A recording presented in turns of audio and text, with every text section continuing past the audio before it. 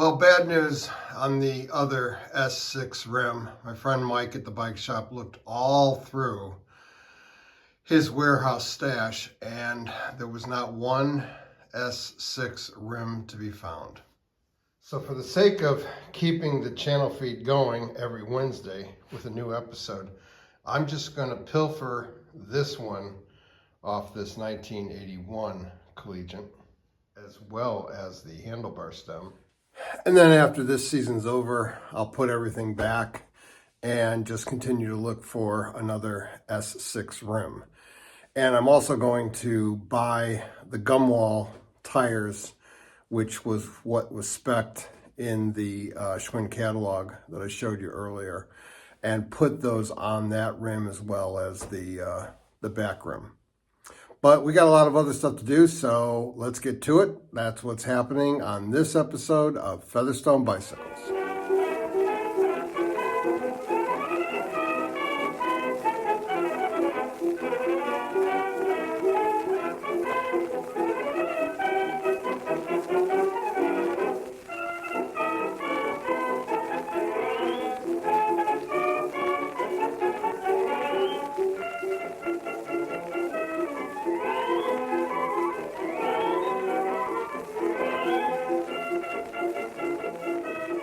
First thing I'm going to do is take the tape off around these seat parts that I painted last time.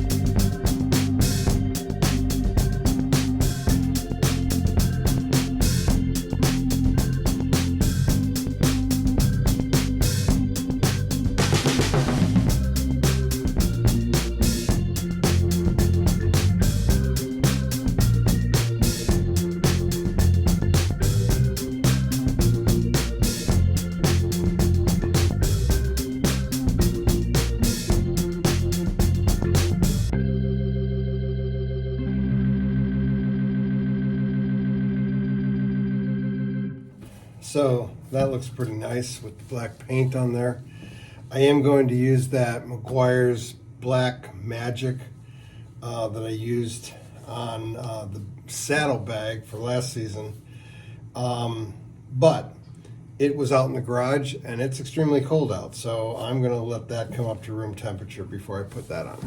So the next thing we're going to do is get the wax off the painted parts, including the head badge. I didn't show you that, but I did take the head badge off the head tube.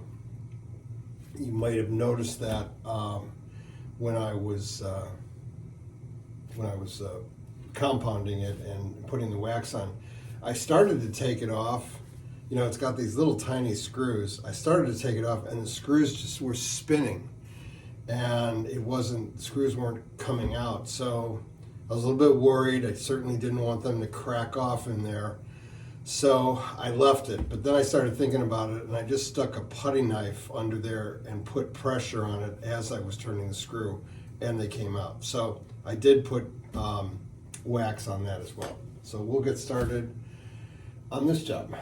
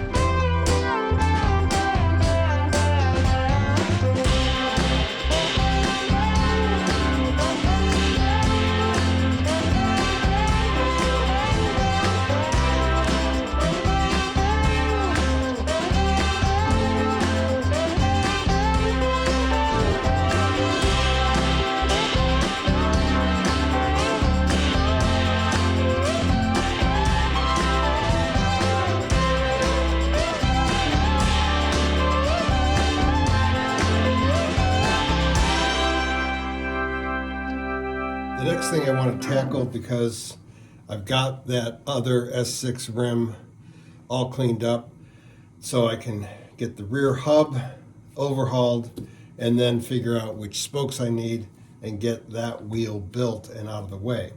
So again, per the specs in the catalog, this is a Sturmey Archer S3C 3-speed hub with coaster brake. So get into my 2-volume service manual, and I get to 3-speed hubs, and this service manual was not old enough to cover that S3C. I see 3-speed rear hub with coaster brake, Sturmey Archer's TCW. But I also have the Schwinn Service Clinic Bulletin from 1979, which is our year for this bike. And I get onto the table of contents, and I see that we have Sturmey Archer S3C rear hub. So we'll be using this for by-the-book disassembly and reassembly of the hub. Well, I spoke a little bit too soon there. Turns out once I turned the camera off and opened up the book beyond the index page, there was no section for Sturmey Archer S3C hub. Someone obviously took that out, but the 1978 bulletin does have it. So with complete instructions for disassembly and reassembly. So we'll be using that.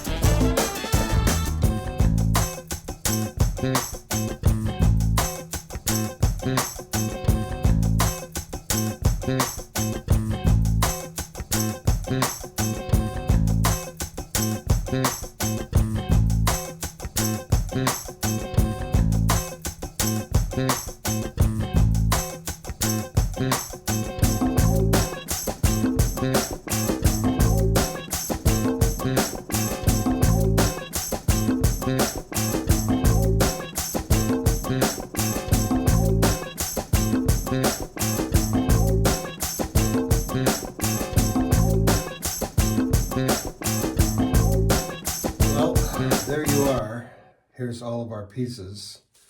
For the most part, we still have the balls in the cage here, balls in the cage here. These two parts do come apart, and I will do that. We've got the planetary gears all apart. The one casualty, well, it was not a casualty, it was the spring in here is good, but the spring in here was broken. And the only piece of it that's left is this little piece right here. Fortunately, I do have other springs. The interesting thing about this, earlier models, they just had a pin that floated in and out there. And now I see it's a press fit. I don't exactly know what these things are, but it's like a cylinder that has a split, like a split ring, I guess you would call it. I'm not sure if that's the right term, but anyway, that is forced in there. So I think I'm going to have to push that out, save it, push it in. Maybe take the other spring off, make sure I've got exactly the right kind. They should be the little R-shaped springs that are very common on all of these. So we'll see. Otherwise, everything just needs a good cleaning. It is interesting to note that the manual, when talking about getting this piece off the hub, if you've been with the channel a while, you know, so you have to punch this counterclockwise. You have to use a hammer and a punch to get it loose. It's infinitely easier to do this when the hub is still in the wheel with the spokes, in the rim, I should say, with the spokes, because you can then put this in the vise and have a lot of leverage in holding the wheel stationary while you hit this punch, while you hit this piece with the punch. If it's apart like it was and it's just on the axle vise, you go to punch this, this is just spinning around. So it's interesting that the picture that they show in the manual has this just like on the table and with a punch on there like that. I would say the only way that's going to work is if that hub had just been assembled and now it's going to be disassembled, because these things are on here really tight.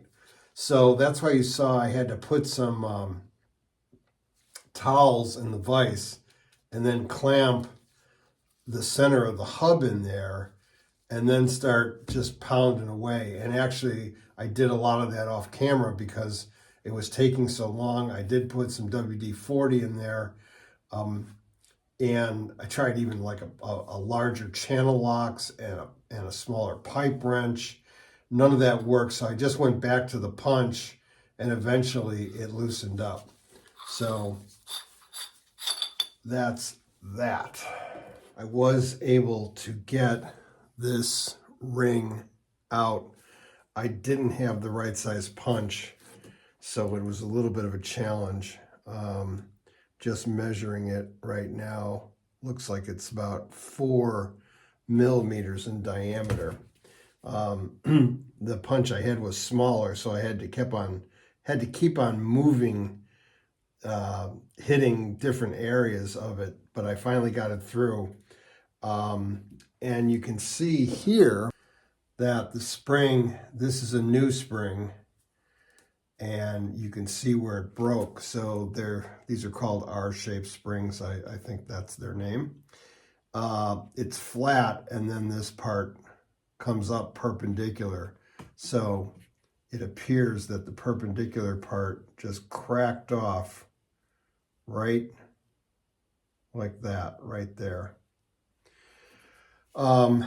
So I'm going to clean all this up, maybe go to Harbor Freight, get the right size punch, and put the new spring in.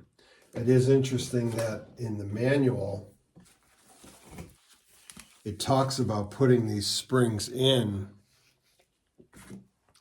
and it shows how that perpendicular piece goes over, but it talks about putting the split ring in, or whatever you call it. It's called a Paul pin. And then it says install the retaining clip, which is right here. There is no retaining clip on here. And this is for the S3C hub. So, yeah, the S3C hub. With coaster brake, I don't know. There's definitely no retaining ring. It's just that what I would call a split ring, or they're calling it a Paul pin. Maybe you call it a split pin. I don't know. Anyway, that's that. Next time we'll clean all that up and get the right spokes, and we'll put the whole wheel back together. Thanks for sticking with me, and I hope to see you next time on Featherstone Bicycles.